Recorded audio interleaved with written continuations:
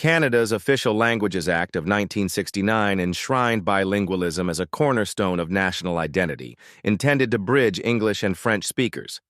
Yet, in an increasingly globalized world where English dominates, the policy has become unsustainable, costly, and counterproductive.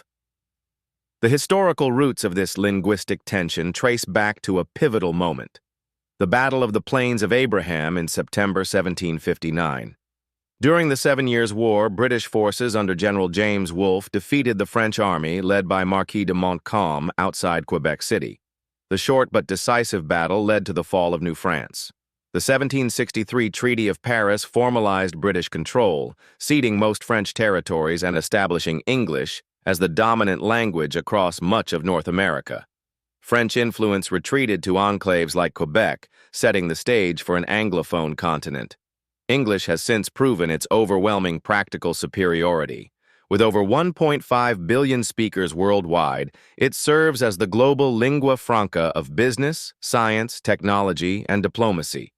Its adaptability, vast vocabulary, and relative phonetic simplicity make it far easier for non-native speakers to adopt compared to French, which features complex grammar, gendered nouns, and rigid structures that slow acquisition and raise costs.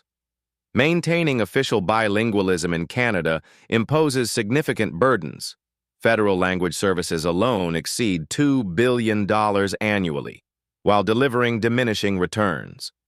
French, despite its cultural elegance, continues to decline in global influence as even its former colonies shift toward English for trade and education. In North America, English is the clear de facto language of integration and opportunity. Proponents claim bilingualism fosters inclusivity and preserves heritage.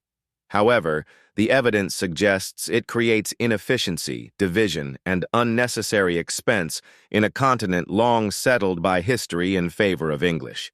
It is time to let this declining policy die, embrace linguistic realism, and prioritize unity and competitiveness over artificial duality.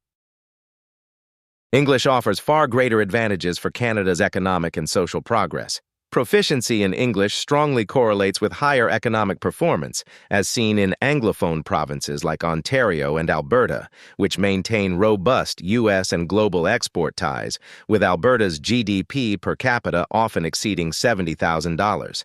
This alignment attracts investment and supports commerce. In contrast, French's limited global reach, mainly in parts of Europe and Africa, restricts career mobility for monolingual francophones in an English-dominated North American economy. English excels in the digital age, nearly 50% of global web content in 2025, providing seamless access to education, jobs, research, and innovation while boosting cultural exports, soft power, and entertainment revenues. It also aligns with immigration patterns, enabling faster integration and social cohesion for newcomers from Asia, Latin America, and elsewhere. French, despite historical and literary prestige, carries practical drawbacks as a co-equal official language: narrower global influence, heavy financial burdens from duplicating services, signage, documents, and courts, costing billions annually, and mandatory immersion programs that divert resources from infrastructure, healthcare, education, and STEM fields where English dominates.